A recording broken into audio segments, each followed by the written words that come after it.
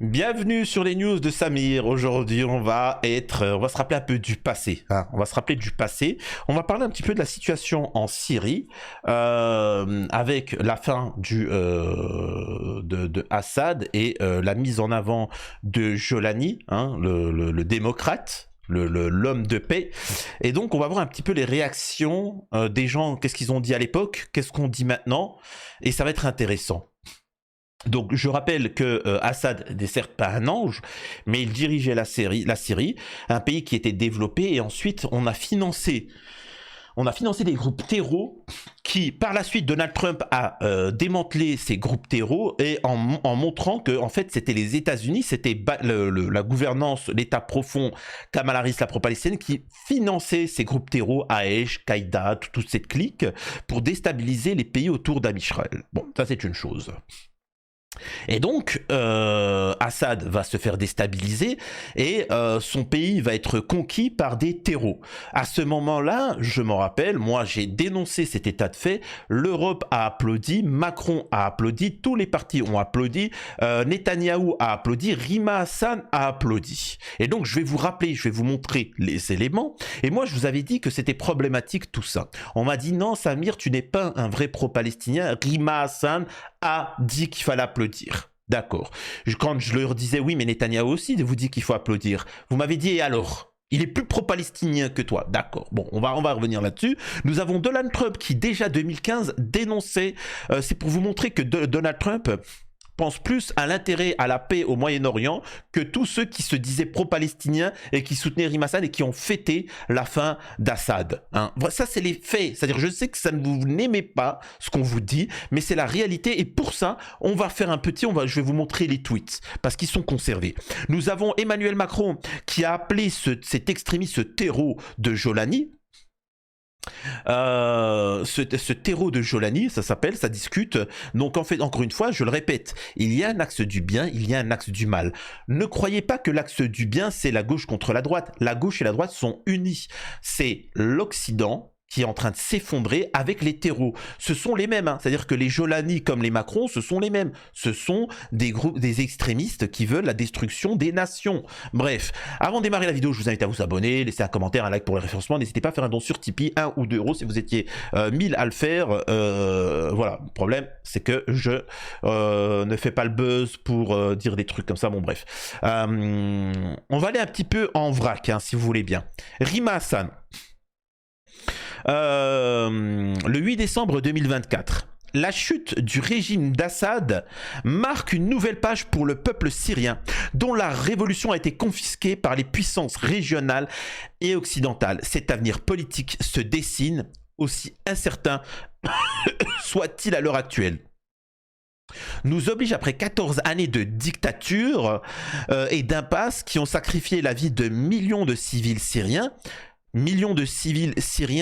éliminés par les terreaux, Qaïda, machin, financés par l'État profond américain, que Trump a dénoncé. Il appartient désormais, d'ailleurs Donald Trump dira, on a financé des groupes terreaux au Moyen-Orient, pas pour l'intérêt des États-Unis, pour celui d'un autre pays, et on a créé des millions de victimes, et au final, on se fait détester au Moyen-Orient, les États-Unis sont détestés au Moyen-Orient, et en plus on perd de l'argent, on perd des hommes, dans quel intérêt? Donc vous voyez pourquoi Donald Trump est critiqué par l'Occident et les oppositions contrôlées, vous comprenez? Il appartient désormais au peuple syrien et à lui seul de décider comment et par qui il souhaite être représenté. Non, justement, c'est pas le peuple, c'est un groupe terreau qui est venu et qui a tout massacré. Notre responsabilité restera celle de la solidarité des peuples pour leur quête respective de justice, blablabla. Bla bla. Alors, je vous montrerai pas les vidéos, bien évidemment, de ce que fait ceux qui dirigent la Syrie à l'heure actuelle. C'est un géno. Les vidéos sont horribles à voir, vraiment mieux vaut pas que vous voyez ça. Vraiment, c'est ignoble. En fait, c'est un petit peu comme ce qui se passe à Gaza, quoi. J'ai envie de te dire, ils n'ont pas été formés, voilà, ils ont été formés à la même école, si vous voyez ce que je veux dire. Voyons voir ce que dit Netanyahou. Ça vous intéresse, ce que Bibi dit, Bibi? L'un des plus gros pro-palestiniens. C'est-à-dire qu'il faut bien comprendre qu'en France, pour ceux qui me regardent de Belgique, de Suisse, etc., je me suis opposé à lui et les pro-palestiniens me sont tombés dessus. C'est incroyable quand même. Et c'est là où à un moment va vraiment, j'ai bien dit, va vraiment falloir vous poser des questions sur le fait de est-ce que vous êtes manipulé ou pas. C'est un jour historique pour le Moyen-Orient. L'effondrement du régime d'Assad, la tyrannie de Damas offre de grandes opportunités à Israël, mais comporte aussi de graves dangers. Nous envoyer une main de paix à tous ceux qui sont au-delà de notre frontière en Syrie, etc. Machin, et ainsi de suite. Donc voilà. Donc après ça, il explique que c'est le plus grand bonheur des 10 dernières, enfin des 50 dernières années pour Israël. Ils ont conquis le sud de la Syrie. Ils ont expliqué, et d'ailleurs, Jolani dira, je remercie Israël. Sans eux, on n'aurait rien pu faire. Ce sont des héros, on n'a aucun problème avec eux, même s'ils prennent le sud de la Syrie, c'est pas grave. Je le répète, arrêtez votre orgueil en France. Arrêtez votre orgueil, vous êtes manipulé, mais ça vous dérange qu'on vous dise la vérité. Et le problème, vous avez le droit d'être manipulé, mais quand vous vous rendez compte que vous avez tort, venez vous excuser. Et vous m'écoutez, tu t'abonnes et tu laisses, et tu fais un don. Tu vois, incroyable. Quand même, vous avez soutenu des gauchistes. C'est comme l'autre là, attendez. Vous avez soutenu ces gens-là qui en ont strictement rien à faire, d'ailleurs qui commencent à critiquer l'Algérie, à critiquer, voilà, machin, qui commencent à critiquer la gauche. Et vous verrez qu'ils vont devenir de droite. Ça, c'est le groupe soutenu par la LFI. C'est un groupe qui est soutenu par la LFI, financé par les musulmans de France et les pro-palestiniens. Regardez par mois ce qu'ils récoltent.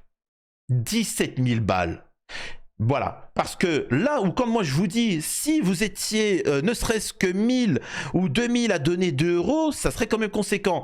Vous ne le faites pas, je le sais, vous ne le faites pas, il y a très peu de donateurs, hein, il y en a 37, merci à eux. Mais par contre, vous allez soutenir des gens comme ça, des gens comme Rima Hassan, qui derrière vous la mettent à l'envers.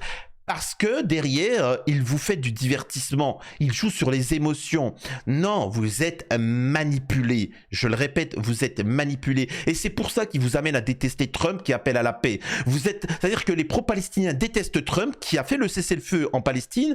Et pourtant, il vénère Kamala Harris qui a financé le génocide en Palestine. C'est vous dire que vous êtes manipulé. Vous détestez Poutine. Les pro-palestiniens sont prêts à soutenir l'Ukraine. L'Ukraine qui souhaite l'extermination de tous les Palestiniens.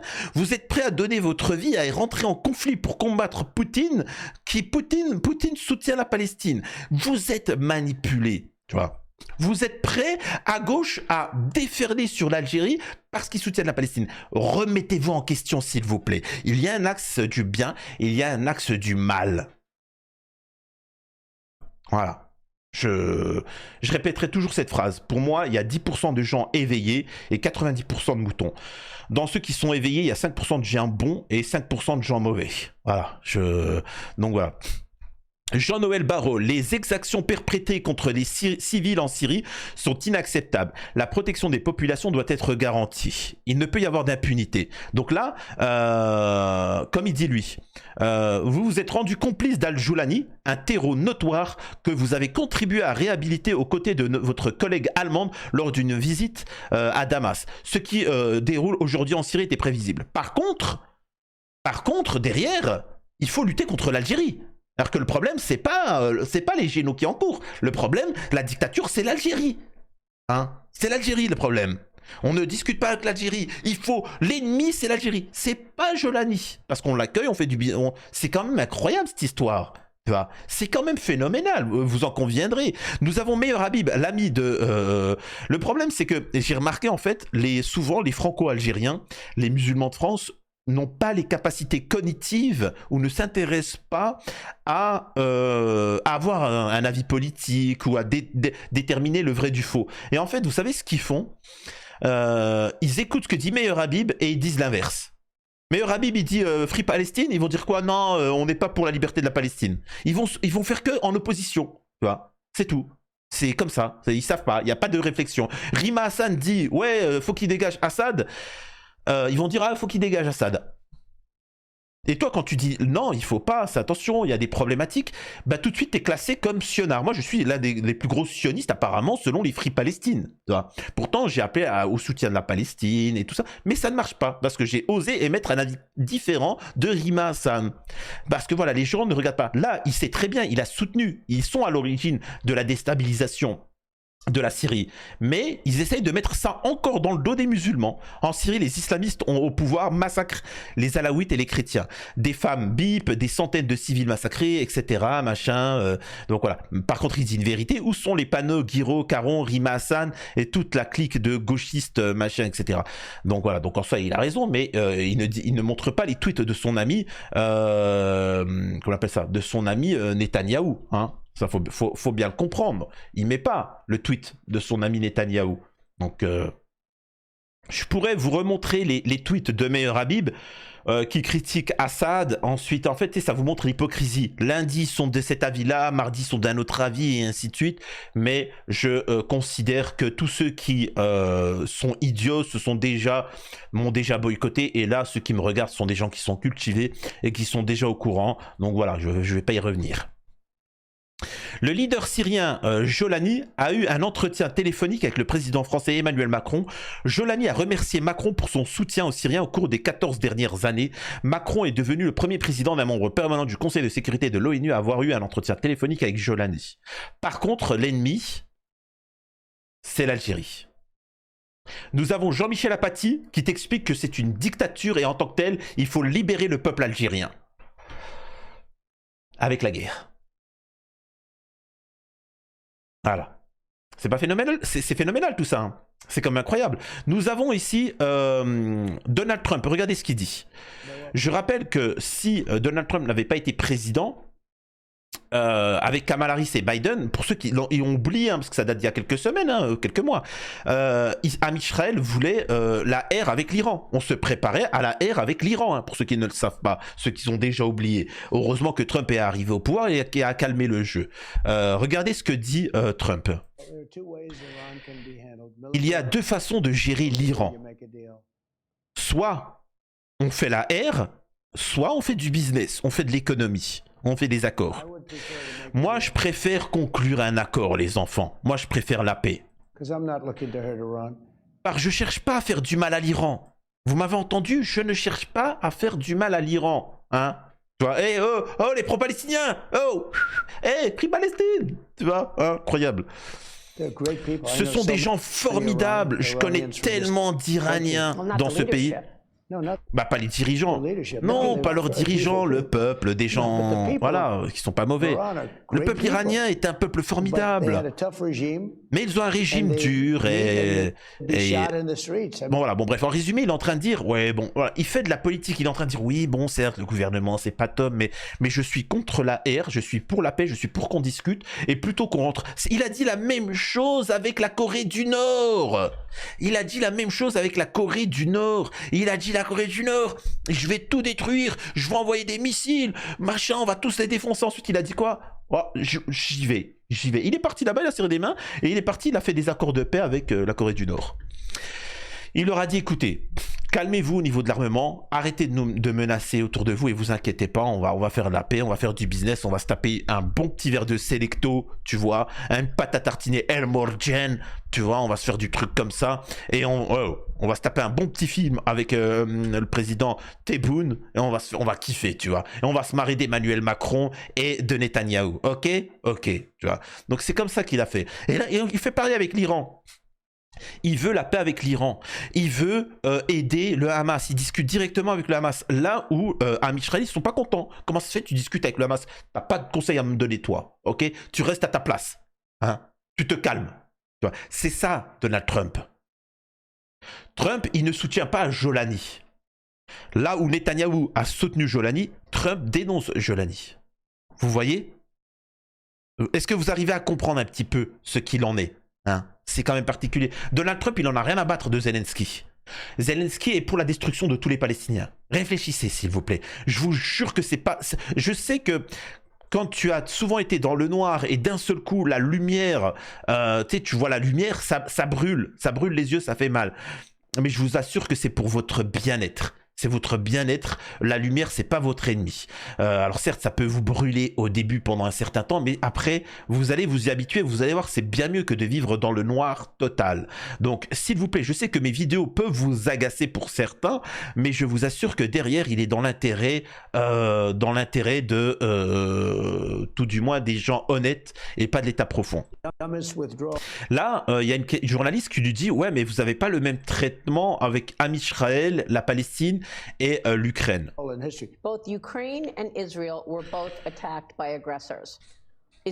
Elle explique « Ouais, mais bon, vous voyez, vous êtes... Am Israël a été vilipendé par le Hamas.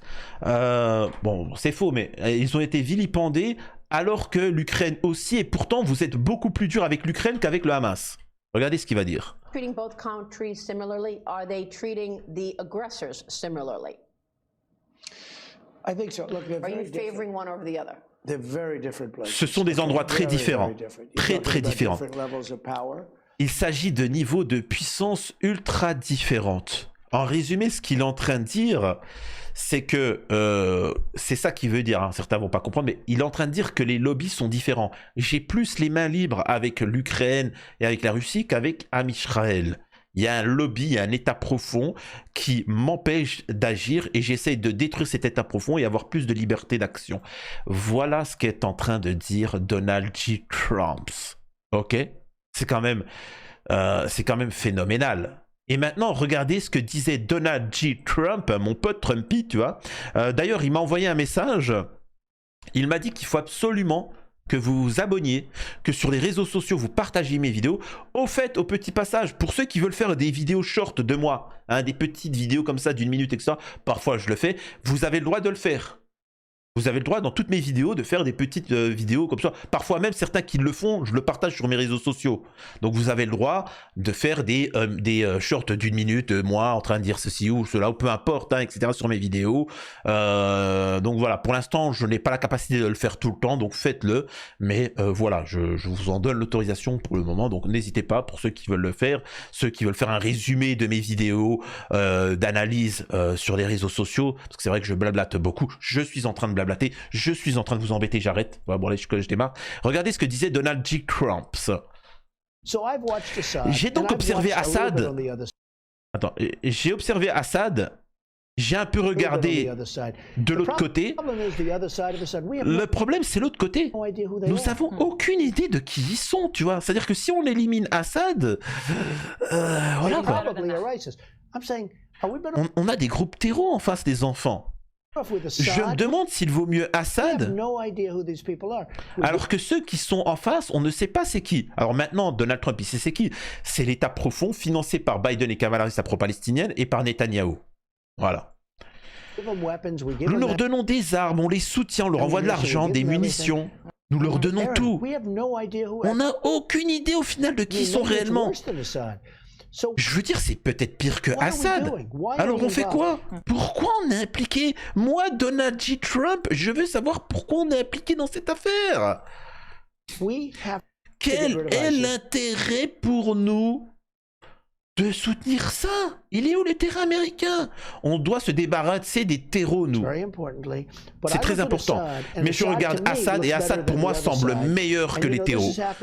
Vous savez, c'est déjà passé par le passé. On a soutenu un camp et ce camp se révèle être une catastrophe totale.